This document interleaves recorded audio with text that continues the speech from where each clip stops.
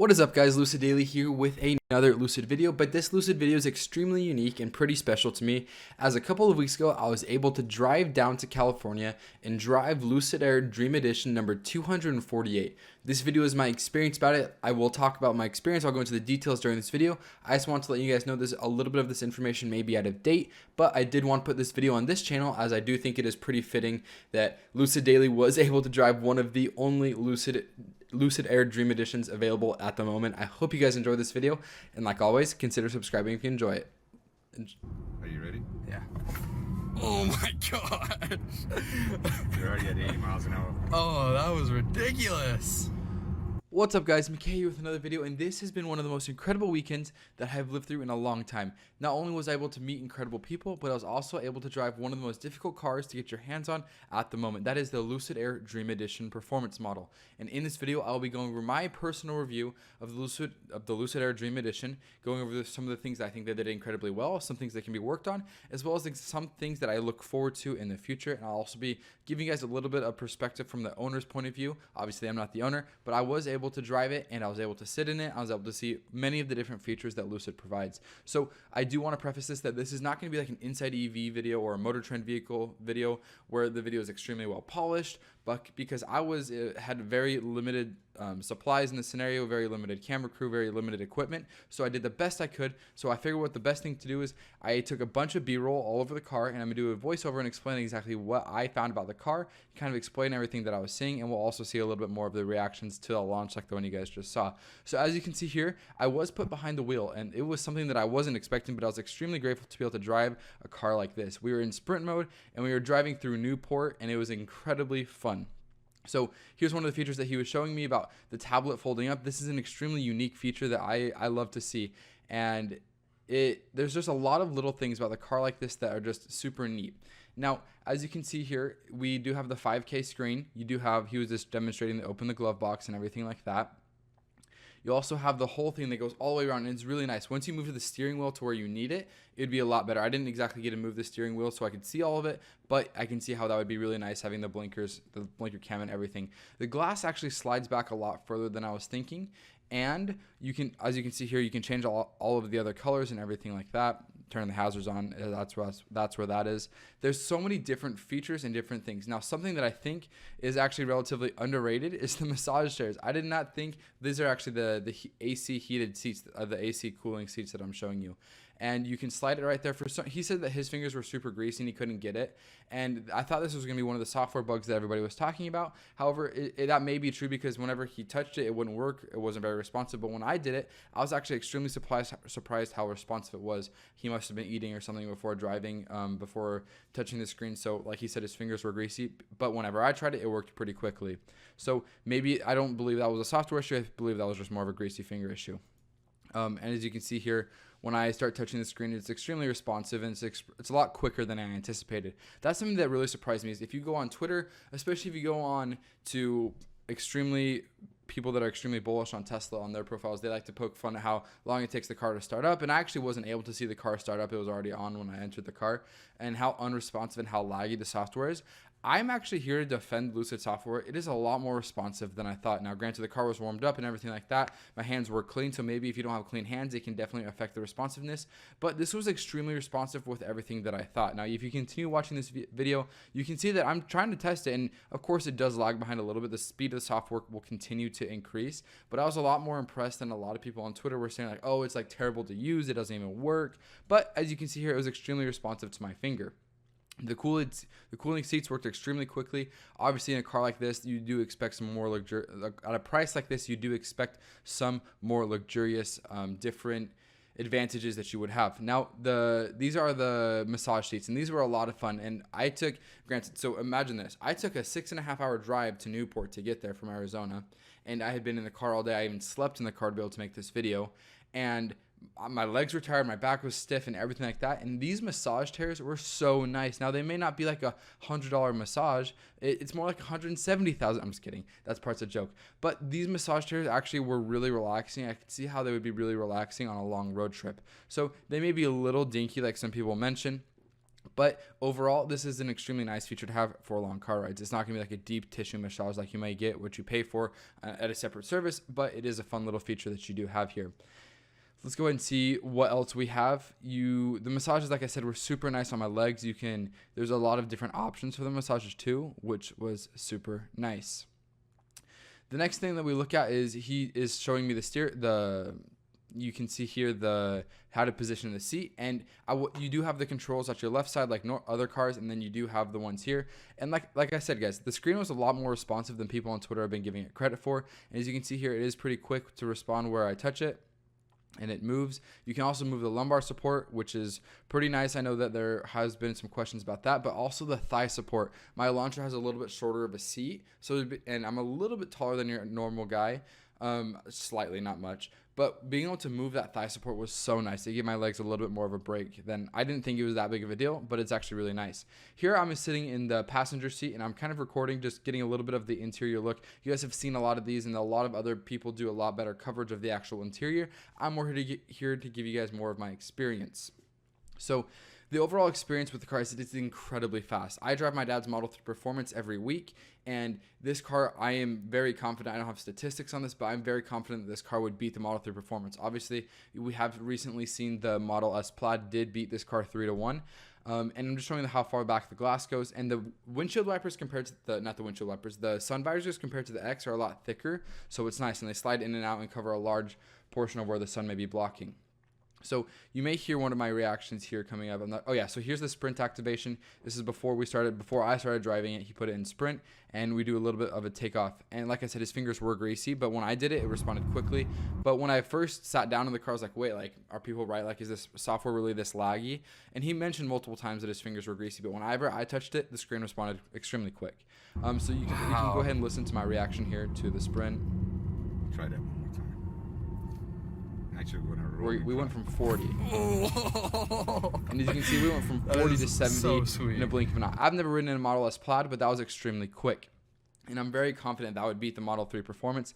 So when it comes to the performance of the car, there's absolutely no question that this car is built to perform. We've seen it in a lot of videos, but I'm here as a consumer. I teach a lot. Like, I try to do this myself, is to invest into products that you use. And getting a hand on these products right now is extremely difficult, but knowing the actual product, like when the rubber hits the road, is actually extremely solid. The performance is where what they're talking about, is extremely accurate. And the charge, he hadn't charged it for like a day and a half at that point. I can't exactly remember the last time we charged it, but we still had a ton of miles to go. So we were just cruising around Newport, having a great time.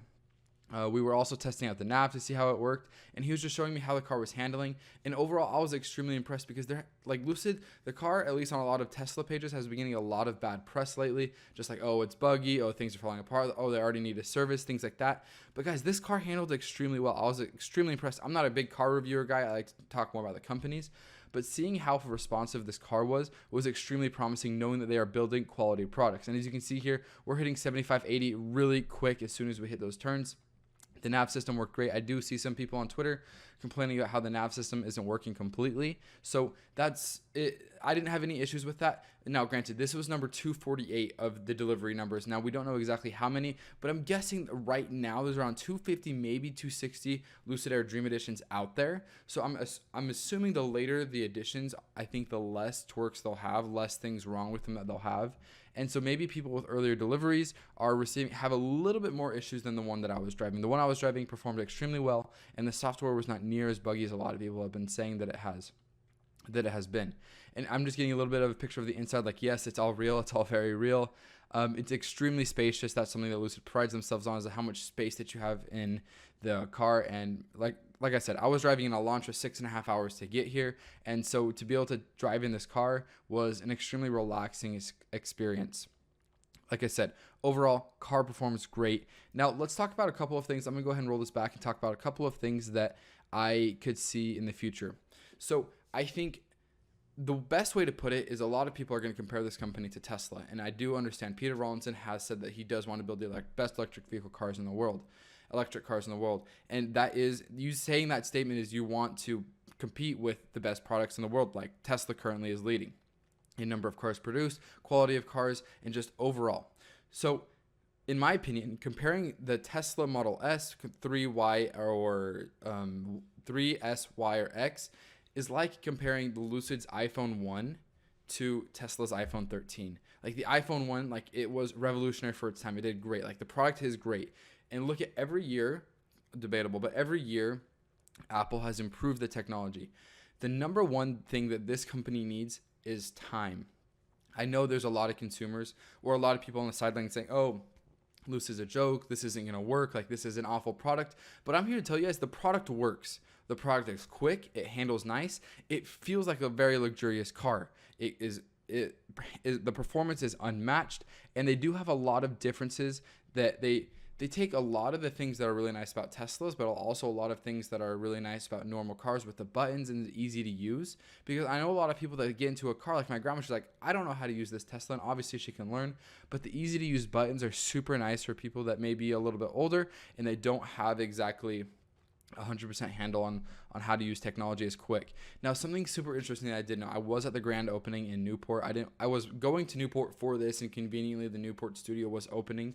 And like when I said for the test drive, but the Newport studio was opening, and most of the people in there most of the people that have bought in the cars are not your millennials. They're not your 20 to 35, 30 to 40. They're a little bit on the older generation that are buying these cars. And that's exactly the demographic that I think Lucid's targeting, is the more luxurious. And right now, with a little bit higher price point, obviously, than almost any other electric vehicle. So that's just something to keep in mind, is their target market right now is slightly different than that of somebody else.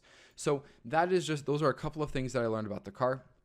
And like I said, there's so many nice little things, and I wish I could have had more time, but the experience of being able to handle the Lucid Air Dream Edition, I mean, not many people have that experience, and I'm not trying to boast, but I'm putting this on YouTube because not many people know the truth. And like I said, the number one thing that this company needs is time. They need time to get to the iPhone 2, the iPhone 3, the iPhone 4. They're not trying to go from 1 to 13. They need to continue to improve. They need to refine. Time in the market helps a lot. And I was talking to the owner, and he loves the car. What he was slightly, I don't want to say disappointed, but what he's really excited for is the ADAS system. I do think that John on Twitter, if I'm not mistaken, did receive the software update for ADAS. However, meaning the driver assistance like lane keep, and I believe I believe there's a bunch of different other, I don't want to call it autopilot, but different driving assist features are in that package. And he has not received it yet. He did get an email within the next couple of days or weeks that they should be receiving that. And I thought John had already received it. He wasn't so sure, but I think he did. So that was something that he is looking forward to, is being able to use cruise control, lane assist, and just have a little bit more ease when he's driving longer distances than when he's just driving around the city. So that's something that he is waiting for, that he's extremely excited to get, is for that because right now it doesn't. Like I don't know if I have it in the video, but if you go to the Dream Drive settings, most of it's grayed out because you can't use it yet. So like I said, guys, Lucid needs time. Like Tesla's had however many years, I believe like 2009, 2010 is when they first started. So they have a number of years under their belt. I'm a huge Lucid fan.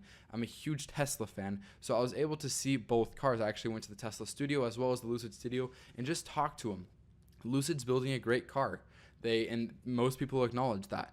However, Lucid needs more time to develop, to get their software less buggy, because I do realize there is a little bit of buggies with it, and the product will get better with time. And with more positive people talking about it and more reviews coming out like this one, showing both sides of it, not necessarily the good, the bad, but just kind of giving their overall experience. As a consumer, I was very impressed with the car. Obviously, this isn't a car I would currently afford, but neither can I afford a Tesla. So it's cool to be able to drive both. Driving that Model 3 Performance, it has very similar handling to the Lucid Dream Edition. Something that I did notice on the drive is there is a little more creaking when you start and stop than per se a Tesla. But again, that may just be something with the earlier editions. Maybe in the later editions they don't have that. And number one thing, time. We're so quick to write off a company. I realize people consumers want their products, they want them correctly, they want them as advertised, and they don't want any issues. The more time Lucid has, the more refined their vehicles will become. And I do think Lucid is here to stay. They will be a large player here in the future as they continue to ramp up their progress. I also did have the opportunity to meet and talk with Peter Rawlinson and a couple of the associates of the Newport store, and I did receive some pretty cool information regarding a lot of them business side. So I will be making a part 2 to this video on the business side. So if you guys want to see part 2, I will be uploading it here in either in a couple hours or a couple days, as soon as I can get that video done. So consider subscribing if you guys want to see that, and let me know your comments on my review. I know, like I said, this is not like a professional grade video like Motor Trend or Inside EVs or things like that, but this is a very unique, very hands-on experience that I was able to capture that almost nobody has been able to capture and upload as a video to this point. So I hope you guys enjoy this. It was an incredible weekend, and I will be doing a Q&A on Monday with any questions you guys have for me. I'll be doing a Q&A. I'm not sure what time yet, but I'll put it up. I'll do a Q&A. You guys can ask me about the Lucid store, my experience meeting with Peter Rawlinson, talking with him, other associates, my experience with the car. Any questions you guys have like that, I'll be happy to answer on my Monday Q&A, because like I said, not many people have this experience, and I do feel like I need to share what I've learned.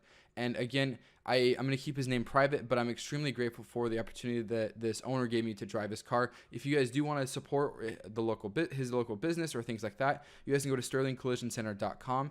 You can visit them on Instagram or Facebook to support his business. He didn't necessarily ask me to do that, but I do feel I just want to share my gratitude, how grateful I was that he did let me not only ride in his car, but drive it as well. It was an extremely fun experience, and I hope to be able to do it again soon in the future, and maybe I can make more of a production style video. But guys, I hope you enjoyed this video, and like always, we'll see you next time. Happy investing.